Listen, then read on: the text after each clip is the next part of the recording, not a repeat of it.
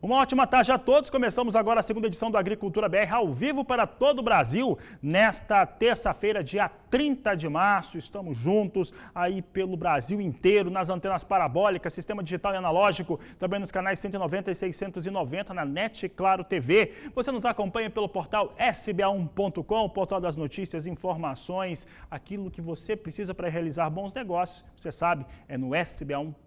Além disso, tem o canal do Boi e tem o Agro Canal também. Estamos no Facebook do canal do Boi e olha, dezenas de páginas que levam o nosso programa Agricultura BR. Obrigado a todos que participam conosco. Também na Nel TV, TV por assinatura no Paraguai e aqui no Brasil também. E a partir deste momento, linkada no Agricultura BR, a TV Imaculada, levando o nosso sinal aberto para todo o estado de Mato Grosso do Sul. Olha, começa o programa de hoje falando a respeito da área ocupada com soja, ou que deve ser ocupada com soja nos Estados Unidos. O que acontece? Por que o mercado está esperando tanto isso? Nós vamos ter, nesta quarta-feira, exatamente às 13 horas no horário de Brasília, a divulgação de dois importantes relatórios. Um deles trata a respeito das áreas a serem ocupadas com as culturas, como trigo, como soja, como milho. A diferença dos números que nós já vimos em relação às expectativas norte-americanas é que esse já pega fundamentos de campo, já tem os levantamentos de campo das equipes que compõem o Departamento de Agricultura norte-americano. E de acordo com o Wall Street Journal, que conferiu juntamente com analistas de mercado lá nos Estados Unidos, a área ocupada deve ser de 36.420.000 hectares, em linha com o levantamento último do Departamento norte-americano e muito acima daquele que era ocupado no ano passado. Veja comigo agora, essa comparação aqui é bem interessante porque representa quase 3 milhões de hectares a mais do que aquilo que era representado no último ano. Em 2020, a área cultivada com soja nos Estados Unidos totalizou 33.620.000 hectares. Essa era a área no ano passado. Agora, a expectativa do mercado é chegar a 36.420.000 hectares. Essa é a expectativa que se tem, de acordo com os analistas consultados por esse importante veículo de comunicação norte-americano, que normalmente consegue conversar aí com esses analistas dos Estados Unidos e operadores de mercado e chegar a bons entendimentos. Dificilmente erram os dados relacionados àquilo que está sendo compreendido para a expectativa de cultivo. Esses números, como eu disse, são diferentes, aí eles apresentam, de fato, a situação que nós temos nos Estados Unidos de acordo com aqueles que operam no campo. Ainda falando dessa questão, como eu disse, são dois relatórios importantes. Um deles apresenta a área e o outro a posição no dia 1º de março dos estoques trimestrais norte-americanos. E a expectativa é uma queda muito forte nos estoques de soja dos Estados Unidos, estoques trimestrais. Veja só como é que caem os estoques norte-americanos. Você vê que em 2020, na data de 1º de março, eram 61.380.000 toneladas que estavam ali estocadas nos Estados Unidos. A expectativa para o relatório de amanhã é que esteja em 42.490.000 toneladas. Então, uma queda bem forte em relação aos estoques na posição do dia 1º de março, de acordo com esses analistas consultados. Como eu disse, você acompanha não só os dados sendo ou não confirmados nessa próxima quarta-feira, na edição 2 do Agricultura BR ao vivo, como também a reação no mercado, como que Chicago reage aos números que serão apresentados para soja e milho. Milho eu falo daqui a pouco. Sigo falando a respeito de soja norte-americana. Olha, havia uma série de situações que mexem com o mercado.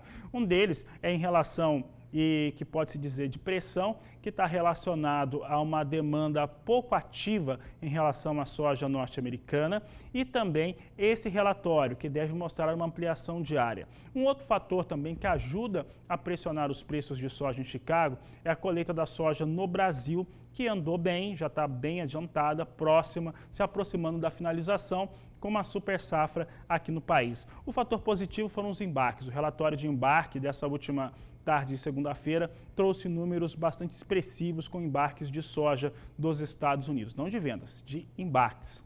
Então, você confere comigo agora como é que vem soja em Chicago. Nós temos soja em Chicago com nova queda. Os fundamentos aí para a pressão, principalmente pensando na próxima safra, 2021, 2022, são mais intensos, são mais expressivos, podemos dizer assim. E maio vai perdendo agora, vai perdendo 8 pontos, vindo para 13 dólares, 84 centes mais 4 por bushel, são os números que nós trazemos agora, vai perdendo cerca de 0,3% neste momento a posição de maio. Julho vem para 13 dólares 75 centes mais 2, perde mais. Agosto, 13 dólares 31 centes mais 2 o bushel. Setembro, vindo com 12 dólares 45 centes por bushel. São os negócios que eu destaco agora com soja na Bolsa Norte-Americana de Chicago. Esse é um dos fundamentos que formam preço aqui no Brasil. Prêmio a gente não está vendo muito nos portos. O outro, esse aqui, é o dólar. O dólar andou disparando, você sabe disso muito bem, você que acompanha a Agricultura BR. Hoje tem uma leve correção para a moeda norte-americana, queda de 0,14% a R$ 5,75 mais 8 para o dólar. É o destaque que eu trago agora no Agricultura BR com a moeda norte-americana.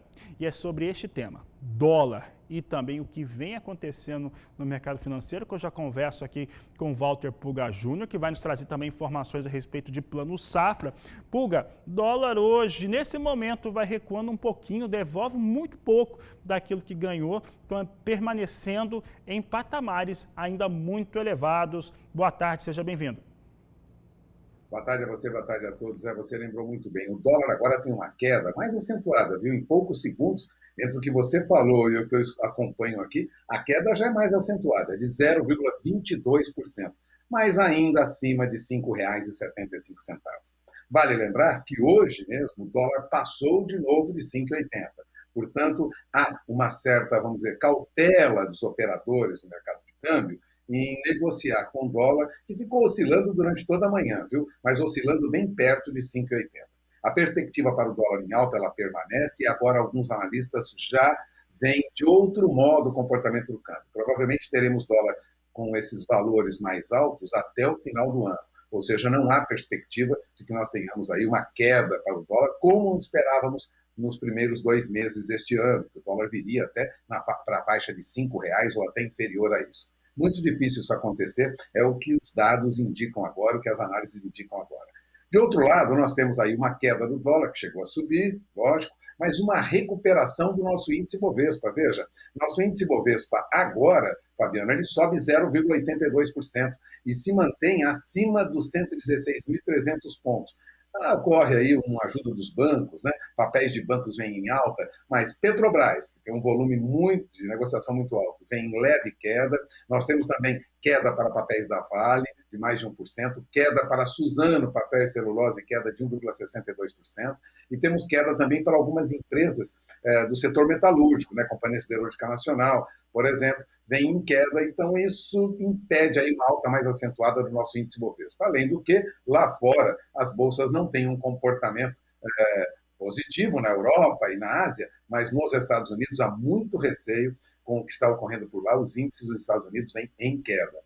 Agora, falando de mercado financeiro, Fabiano, e você lembrou muito bem, nós temos aí um problema para o novo plano safra, né? Porque haverá menos recursos para equalização de juros, né? Ou seja, para gasto com juros de financiamento para o agronegócio. Aquele orçamento aprovado na semana passada pelo Congresso Nacional, ele prevê um corte de 2,5 bilhões de reais, veja, em recursos que seriam utilizados pelo governo para equalizar aquela taxa de juros subsidiada do agronegócio. Essa medida, essa decisão, vai alterar aí pequenos produtores, financiamento para pequenos produtores, para médios produtores e para grandes produtores, tanto em operação de custeio como em operação de investimento. Portanto, há uma preocupação aí. Também foram cancelados valores para subvenção do prêmio do seguro rural e para aqueles programas que sustentam preços agropecuários, né? Apoio à comercialização de produtos agropecuários. Para se ter uma ideia,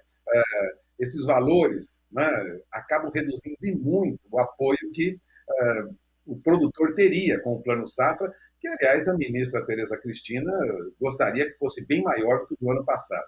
Durante a tramitação desse orçamento lá no Congresso, o relator fez ajustes e, veja, o recurso destinado a subsidiar o seguro rural foi reduzido em quase 85 milhões de reais. Não vai passar muito além de 976 milhões de reais. A ministra da Agricultura tinha pedido 1 bilhão e 300 milhões, mas longe disso. Ela não terá todo esse dinheiro se esse orçamento, que muitos chamam de um orçamento fictício, for mantido. De qualquer maneira, a agricultura e a pecuária já perdem recursos, volume de recursos que o Ministério da Agricultura esperava anunciar no próximo Plano Safra, agora em junho. De olho na informação, porque o dinheiro ficará mais escasso, pelo menos o dinheiro que vem lá do governo. Fabiano? Tá certo, Pulga, obrigado pela participação. Por aqui eu sigo, né? Essa questão do Plano Safra, ele deve ser lançado no mês de maio, logo no começo do mês de maio. Nós estamos nos preparando para essa situação aqui no Canal do Boi. Temos conversado com alguns agentes financeiros, lideranças em importantes bancos, principalmente o Banco do Brasil, para saber como é que estão as expectativas. As expectativas eram muito boas até a última quinta-feira, inclusive com uma estimativa desse orçamento crescer 8%, né? A disposição de recursos, mesmo com todo o cenário desenhado de crise em relação à questão financeira do país e também da sua população, no caso do agronegócio e também a disposição para Plano Safra, poderia subir, principalmente por conta dos depósitos que foram feitos no setor. Entretanto, isso muda um pouco agora com essas questões do orçamento aprovado e seus cortes. Sigo falando de soja, você acompanha comigo agora como é que vem soja negociada nos portos do Brasil. Teve queda, eu estava olhando agora há pouco, é isso mesmo, queda entrega agora no próximo mês, né? Então a partir da semana que vem, valores em R$ 170,50 a saca de 60 quilos nos portos de Santos e Paranaguá, é o que destaca a Grãos Corretora. A seguir na Agricultura BR, vamos falar a respeito do último balanço quinzenal que nós tivemos da Única em relação à moagem de cana-de-açúcar e você vai saber também o que vem acontecendo no mercado do milho. Eu vou para o intervalo e você entra em contato conosco pelo 679-9173-3737. Eu volto já. E na primeira quinzena do mês de março, as usinas de cana-de-açúcar do Centro-Sul do Brasil colocaram em processamento de moagem 670 mil toneladas de cana-de-açúcar. Desse volume, 70% pelo menos foi destinado à produção de etanol. Para falar a respeito destes números parciais da primeira quinzena, parciais no mês de março, da primeira quinzena do mês, eu vou conversar agora pela internet com o diretor da Única, Antônio de Pádua. Pádua, obrigado por estar participando conosco aqui do Agricultura BR, aqui no Canal do Boi. Qual que é a avaliação dessa primeira quinzena de trabalho das usinas aqui do Centro-Sul? Boa tarde, seja bem-vindo. Boa tarde. Na verdade, a primeira quinzena de março ainda faz parte da safra que nós estamos concluindo, né? Da safra de 2020 e 2021. A nova safra, ela vai, de fato, começar oficialmente no dia 1º de abril. Se compararmos o que aconteceu na primeira quinzena de março e também deve acontecer na segunda quinzena agora, desse mesmo mês, é que nós temos menos unidades operando, processando cana nesse período, devido à questão aí do veranico muito forte que nós tivemos o ano passado, e muitas empresas estão atrasando em 10 dias o início da safra, né? Esperando um melhor desenvolvimento da cana, recuperando um pouco dessa produtividade que foi sacrificada aí pelas condições climáticas da safra passada. Então, eu diria para você que essa primeira quinzena de março e a segunda quinzena de março nada mais é do que complementar o tamanho da safra 2020 e 2021, aonde nós devemos chegar a 605 milhões de toneladas de cana no ano safra da região Centro-Sul, contra 590 milhões na safra anterior. Queremos aqui colocar que houve uma ampliação em relação a essas atividades de usina de cana-de-açúcar. Fazendo uma avaliação a respeito de como foi a safra, Pádua, em relação às fontes, tanto de cana-de-açúcar quanto milho, por exemplo, a produção de etanol, de milho acabou aumentando a participação nessa última safra?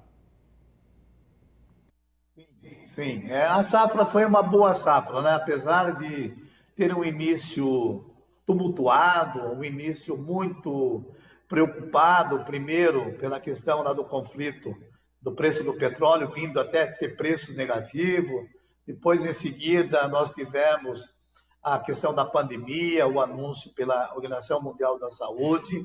Mesmo assim, a safra iniciou e se desenvolveu dentro de uma normalidade. As empresas se prepararam muito na questão de seus colaboradores, na questão da saúde, e vou responder que foi uma safra muito boa em termos de oferta de produto, uma safra onde nós recuperamos o share de mercado do açúcar nessa última safra, aonde tivemos preços que remuneraram a nossa atividade, inclusive podendo remunerar um fornecedor de cana acima de R$100 a tonelada.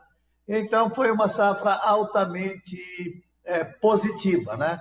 Apesar do veranico muito forte, que prejudica a oferta de cana da safra que nós vamos começar agora, mas no decorrer da safra passada foi efetivamente positiva.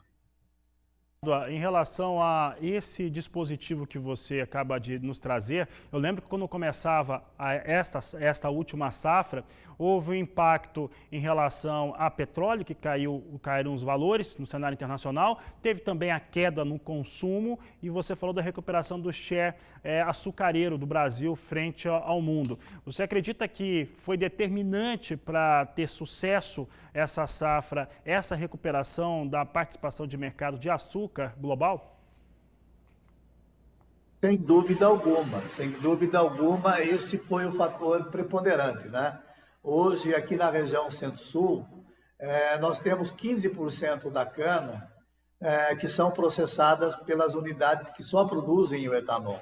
E 85% da cana ela é processada com a alternativa de se fazer açúcar e etanol. Então, na verdade, ainda foi uma safra alcooleira, porque 54% da cana ainda foi dedicada a etanol, mas 46% foi para açúcar. E açúcar numa condição muito favorável, né? A preços em dólar positivos, né? O mercado operou acima de 15 centos de dólar por libra-peso, e a desvalorização do real, sem dúvida alguma, contribuiu muito para esses patamares de preço.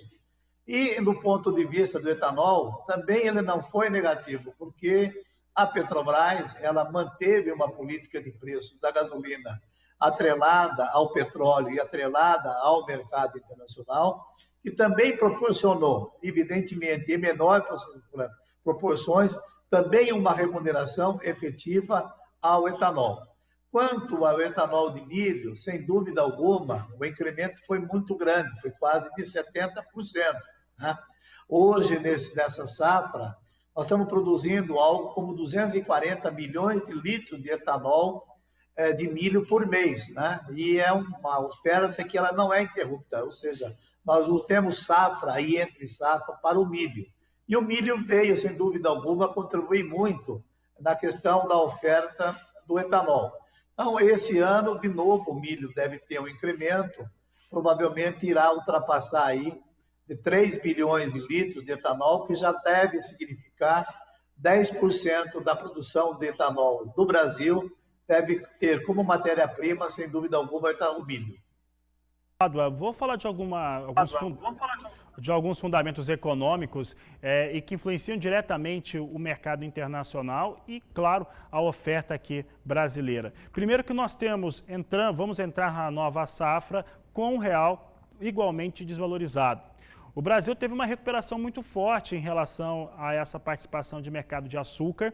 Os valores do barril de petróleo voltaram a se valorizar, estão ali ficando próximo à casa de $60 o barril. E nós temos hoje uma possibilidade diferente, muito distante de como começava a última safra. Essa safra, aparentemente, vai começar com maiores possibilidades para a cadeia produtiva. O que você acha dessa, como que você avalia essa afirmação? Tá perfeito. Eu diria para você, o açúcar, né? Basicamente, quase 75% do que as empresas devem produzir, ele já foi comercializado. Ele já foi fixado a um preço favorável, né? Tanto do açúcar, como também muitas empresas travaram o câmbio, né? Então, isso já é uma realidade. O etanol, ele vai depender muito dessa questão, mesmo porque nós não temos capacidade de fazer ou só açúcar ou só fazer etanol. Então, nós vamos provavelmente continuar uma safra dividida em açúcar e etanol. Não deve haver grandes alterações no mix de produção. O que deve ocorrer, de fato, é uma redução na produção, né? A safra deve ter uma redução em torno de 3% da oferta de cana. A qualidade da matéria-prima, ou seja, quantos quilos de açúcares totais vamos obter por tonelada de cana, também deve ser inferior. Então, a produção será reduzida em açúcar e deverá ser reduzida em etanol. O açúcar está comercializado. O etanol, evidentemente, vai depender da política de preço da Petrobras, que ela se mantenha sempre em mercado, atrelado ao mercado internacional, e o preço do etanol, evidentemente, será dado por esse preço, que o etanol tem que ser competitivo a nível da gasolina. Nós começamos a safra outra vez, provavelmente, com uma redução da demanda de combustível, né? Essa questão do lockdown, essa questão da mobilidade, ela está sendo muito afetada agora na segunda quinzena de março e também será afetada na primeira quinzena de abril. Agora, essa volta do incremento da demanda por combustíveis do ciclo Otto, seja gasolina, seja de anidro, para misturar na gasolina, ou seja, de etanol hidratado, eu acho que vai ter muito a ver com a questão da recuperação da economia e com a questão da efetividade dessas vacinas, para que volte à normalidade o funcionamento de mercado. Então, eu acho que ainda há uma certa incerteza no tamanho do mercado do etanol, né? Devido a esse período, agora que nós vamos começar a safra, uma demanda provavelmente até menor daquela que ocorreu em março, abril do ano passado, mas com uma dúvida, com um cenário de preços, evidentemente, melhor do que do ano passado. Mesmo que haja essa queda no preço do petróleo, como você comentou, né, ainda os preços do etanol estão bem superiores ao mesmo período do ano passado. Pádua, falando aí a respeito desse mercado e tá para encerrar a nossa entrevista, eu andei conversando aí nos últimos meses, tanto com lideranças, diretores e proprietários até de usinas de cana-de-açúcar lá no Nordeste, que se mostraram favoráveis, né? Eles gostam da ideia da venda direta de etanol para postos de combustíveis. No Centro-Sul, eu conversei com alguns titulares de usinas de cana-de-açúcar e também lideranças de associações que já se posicionaram contrários, não tão favoráveis a esse projeto, porque as usinas elas são preparadas para outra estrutura, tanto do ponto de vista para receber e o tipo de caminhão a receber, quanto também seus departamentos comerciais, né, que teria que ampliar muito para atender postos ou redes de postos de gasolina. Qual que é o entendimento hoje da Única? O que vocês estão pensando a respeito dessa questão, desse projeto de venda direta de etanol nas usinas? Olha, nós nunca discutimos a questão da venda direta, isoladamente a questão tributária, né? Se você não resolver a questão tributária, não tem como você ter venda direta. Então, o problema está em que proposta o governo vai fazer para que haja a venda direta. Hoje, tanto o ICMS, né, como o PIS e COFINS, ele é compartilhado entre a produção e a distribuidora, né? Hoje, por exemplo, o PIS e COFINS, 13 centavos é recolhido pelo produtor e 11 centavos é recolhido pela distribuidora. O que o governo vai fazer? Ele vai criar uma monofasia e vai querer que o produtor recolha 100% desse tributo na venda direta, né? Ele vai fazer. O que os estados vão fazer? Também ele vai criar a monofasia na questão do ICMS? E a segunda pergunta que eu fico, né, se essa monofasia vai só existir para aqueles produtores que querem fazer a venda direta e mantém o regime atual compartilhado entre produção e distribuição, qual é a proposta do governo? Ou ele vai perder dinheiro, ele vai abrir mão da parte distribuidora, né? Ele vai reduzir o custo em 11 centavos e todo mundo só vai pagar 13 centavos. Então, a grande discussão da Única é saber como é que ele vai resolver. O que nos preocupa é muito mais do que a venda direta, é você ter uma monofasia integral na produção e o produtor ser responsável por recolhimento de 100% dos tributos, seja de PIS e COFINS, ou seja, de ICMS, e não fazendo uma venda direta, né? Porque a venda direta ela tem um potencial que talvez seja de 1, 2 ou 3% do mercado.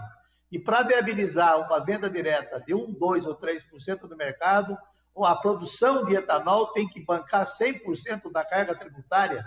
É esse que foi sempre o nosso questionamento. O questionamento não é exclusivamente a venda direta, mas a discussão que fica é como será a carga tributária na venda direta. Mesmo porque, se a carga tributária for a mesma, né, o consumidor vai ter ganho praticamente. Pode ter pontualmente um ganho aí de logística, mas a logística do etanol no Brasil não chega a 5 centavos. Então, se discute muito esse tema, né, mas não foi quantificado adequadamente. Quais as consequências da monofasia da produção de etanol? Será que o produtor vai conseguir repassar para o mercado todo esse aumento da carga tributária por conta da venda direta? Então, esse é o ponto. Que proposta o governo vai trazer para resolver a questão tributária na venda direta? Tá certo. Antônio de Paulo, diretor técnico da Única. Quero agradecer a sua participação aqui no Agricultura BR, no canal do Boi. Nós vamos continuar falando sobre esse tema, porque esse fator tributário incide diretamente e acaba sendo muito comentado, mas realmente precisa de uma proposta para que isso se resolva. Obrigado, uma boa tarde a você. Eu que agradeço e estamos sempre à disposição de vocês. Eu conversei com Antônio de Pádua, diretor técnico da Única, falou a respeito do balanço da primeira quinzena de março em relação ao processamento de cana-de-açúcar, moagem de cana, também sobre expectativa, essa questão é muito importante, expectativa para essa nova safra, que, como eu disse, começa muito diferente do ano passado, começa com um barril de petróleo com valor mais equilibrado a $60 o barril, uma situação melhor de política de preços com etanol e o Brasil recuperando completamente o share, ou participação de mercado de açúcar global. Além disso, uma moeda muito desvalorizada.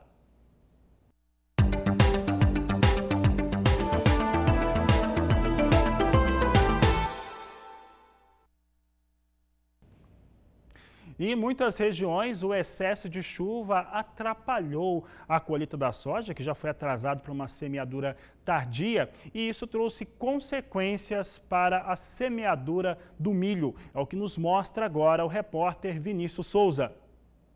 A corrida em Mato Grosso do Sul é para terminar a colheita da soja. Alguns fatores interferiram nesse processo e, consequentemente, no plantio do milho. O atraso da soja, ela contribuiu para o atraso do milho, mas não foi o fator preponderante. Na realidade, o que mais interferiu nesse atraso agora que a gente tem visto no plantio do milho foram as chuvas no final do ciclo da soja, que atrapalharam ali o processo de dessecação e colheita da soja, atrasaram bastante esses processos e acabaram automaticamente atrasando agora o plantio do milho. Dados da Federação de Agricultura e Pecuária do Estado de Mato Grosso do Sul apontam que deve haver aumento da área plantada do milho, cerca de 5,70%. O número deve saltar de 1.800.000 hectares para pouco mais de 2 milhões. Pode ser que alguns produtores desistam de fazer o plantio agora, por conta da problemática do atraso, né, no plantio do milho. Porém, como os produtores eles já estão com seus insumos comprados e os valores de comercialização, eles tendem a continuar atrativos, nós acreditamos nesse incremento de área e o alcance desses 2 milhões. Outro problema que tem tirado o sono de muito produtor é a azarque do milho, já que muitos vão plantar fora da janela do período ideal, causada pelo atraso da colheita da soja. Em nota, o Ministério já esclareceu que a ampliação desses prazos, sem que sejam realizados os estudos técnicos pertinentes, ele coloca em risco inclusive o Proagro, e que em tratativas com o Ministério da Economia, o Bacen e o Tesouro Nacional, já ficou estabelecido que essa ampliação para essa safra não vai acontecer. No entanto, o Ministério já solicitou à Embrapa para que faça uma revisão dessas metodologias das janelas de plantio do milho segunda safra, para ser apresentada para o Banco Central e para as seguradoras ainda no primeiro semestre de 2021. De Campo Grande, Vinícius Souza.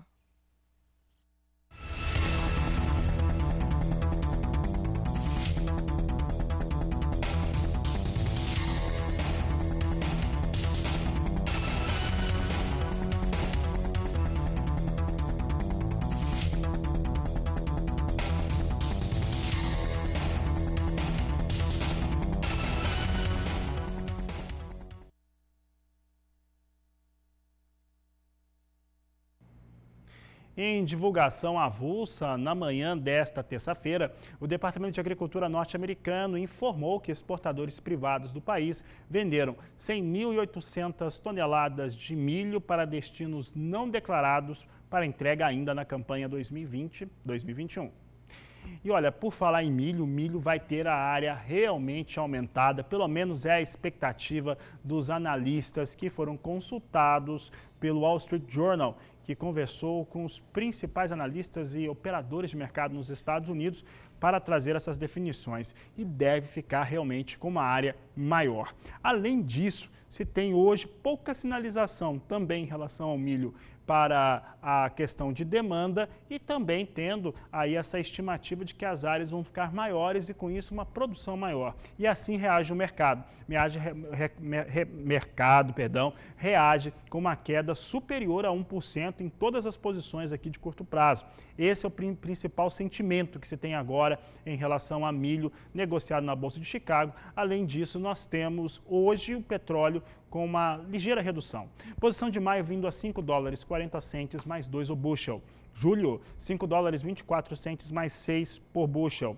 Destaco aqui também a posição de setembro a $4,71 mais 6 por bushel. E a posição de dezembro, $4,53 mais 6 por bushel. São os negócios que eu destaco agora com milho na Bolsa de Chicago e que você acompanha aqui diariamente. Lembro que nesta edição de quarta-feira, na segunda edição ao vivo, nós vamos trazer os números do relatório que será apresentado, tanto de áreas quanto também de estoques trimestrais. E atenção Brasil, porque agora você fica sabendo como é que está a previsão do tempo, de chuvas ou falta delas nas principais regiões produtoras do país. Quem fala sobre o assunto é a jornalista Renata Ferreira. Boa tarde, Renata.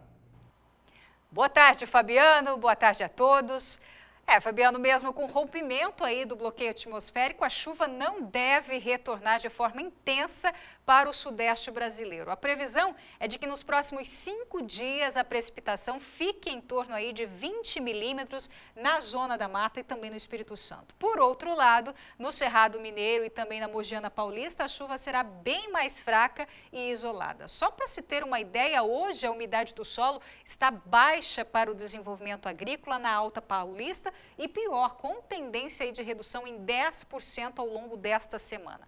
Agora aqui sobre as áreas de milho, a umidade despenca e afeta, assim, o desenvolvimento inicial do grão segunda safra, principalmente em Mato Grosso do Sul, no interior de São Paulo, Paraná e também Triângulo Mineiro, viu? Nesta semana, apesar do avanço de uma frente fria para o sudeste, a chuva será fraca na maior parte das áreas produtoras aqui do Brasil Central. Não chove em Goiás, também Mato Grosso do Sul, no interior do sudeste. Já nas áreas produtoras aqui do Matopiba, acumulados até dia 3 de abril de 40 milímetros com chuva no Porto de São Luís. A temperatura também promete diminuir nesta semana lá na região sul, com mínimas aí de 5 graus nos pontos mais altos da Serra Catarinense para a próxima semana, Fabiano. A chuva deve retornar também para o Brasil Central, já também na próxima semana, e com a formação de um sistema de baixa pressão atmosférica, uma nova frente fria, a chuva será capaz aí de alcançar os 40 milímetros no estado de Mato Grosso, de 20 milímetros aqui em Minas Gerais e em torno de 10 milímetros em Mato Grosso do Sul e também no Paraná. Fabiano, é com você. Obrigado, Renata. Renata volta durante toda a programação do Canal do Boi e também, principalmente, ela volta às 16h45 no horário de Brasília com o programa Agroclima.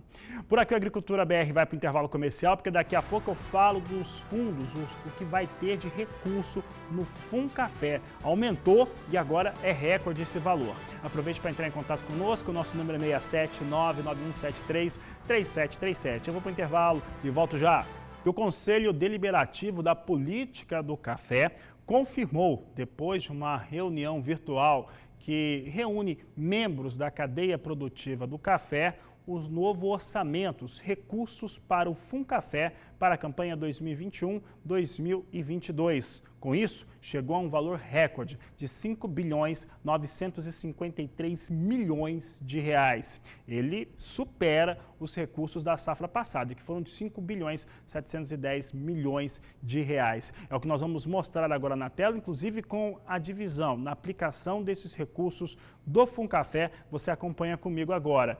Veja só que esse orçamento, o total é de 5.953 bilhões de reais. Um dado interessante em relação às taxas que serão praticadas é que agora elas ficaram todas iguais. Tinha a diferença na safra passada, agora é tudo igual, 5,75% são as taxas praticadas. Para a comercialização do café, estão destinados agora 2.200 bilhões de reais para esta situação de linha de financiamento de comercialização.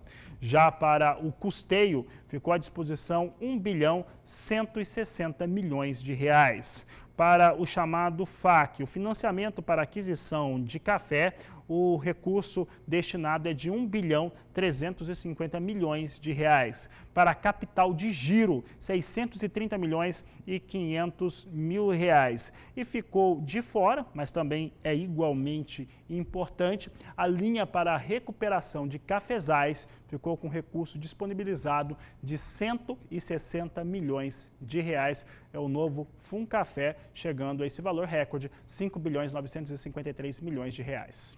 Sigo falando de café, mas agora falamos de mercado futuro. Nova York já está na tela comigo aqui, caindo e caindo bem, caindo muito. Está caindo bastante agora, inclusive não temos nenhuma posição na marca de $1,30. Neste momento, maio, $1,22 mais 75 a libra peso.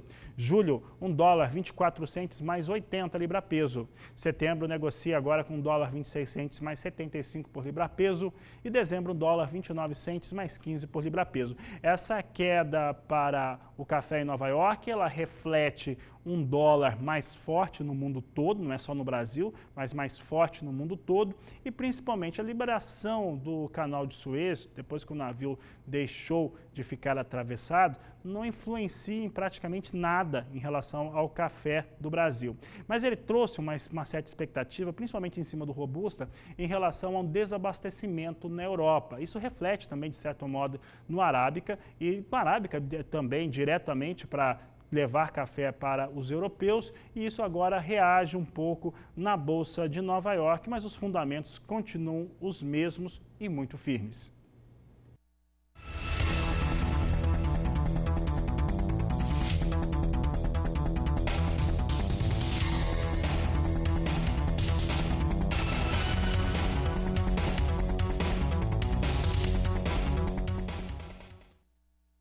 A Agricultura BR vai para o intervalo comercial. Daqui a pouco eu volto com as últimas informações desta edição.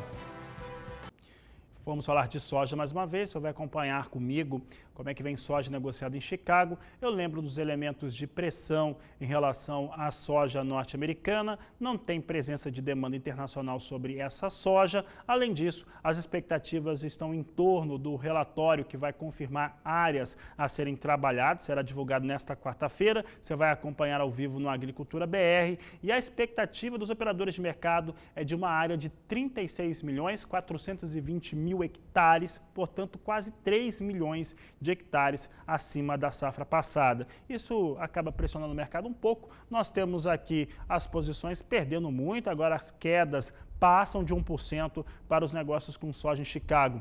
Maio, $13,77 o bushel. Julho, $13,68 mais 2. Agosto, $13,24 mais 6 o bushel. E a posição de setembro, $12,41 por bushel. Há também alguma realização, sem nenhuma dúvida, neste momento na Bolsa de Chicago. Muita gente tentando aproveitar um cenário que os preços estão mais altos antes desse relatório que será apresentado nesta quarta-feira.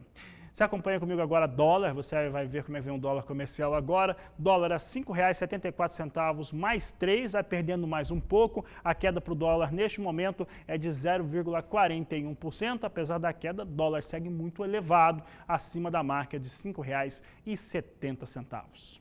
Com essas informações, eu encerro essa edição do Agricultura BR por aqui, mas não antes de lembrar você de um importante evento que vai acontecer neste domingo. Olha só, neste domingo nós vamos ter o leilão do Grupo Franco. O leilão do Grupo Franco estava ocorrendo, leilão, a gente tem que ficar ser muito transparente nisso. O leilão do Grupo Franco estava acontecendo e ele estava ocorrendo dentro do Parque de Exposições de Cuiabá, no Jonas Pinheiro, e lá houve um problema de energia elétrica, parou a alimentação de energia elétrica, com isso tivemos ali a interrupção do leilão. Mas não tem problema. Não tem problema, porque esse leilão vai continuar. Então, o leilão do Grupo Franco, o primeiro leilão do Grupo Franco, será neste domingo, a partir das 10 horas, no horário de Brasília. A oferta é de 1.500 animais, uma seleção sensacional que você vai acompanhar e fazer os seus negócios pelo Canal do Boi. Você tem animais Angus, Red Angus, Bradford, que estarão em oferta neste domingo. Portanto, domingo, 10 horas, pecuarista. Você que estava fazendo negócio nesta última noite, você que quer realizar bons negócios e adquirir animais de extrema qualidade, é neste domingo a partir das 10 horas. Não perca, primeiro leilão do Grupo Franco, Canal do Boi e Agrocanal também, a partir das 10 horas da manhã. E agora sim, eu encerro essa edição da Agricultura BR. Na sequência, vem aí o De Olho na Fazenda. Desejo a todos uma ótima tarde. Volto logo mais a partir das 16 horas no horário de Brasília. A todos uma ótima tarde e até amanhã.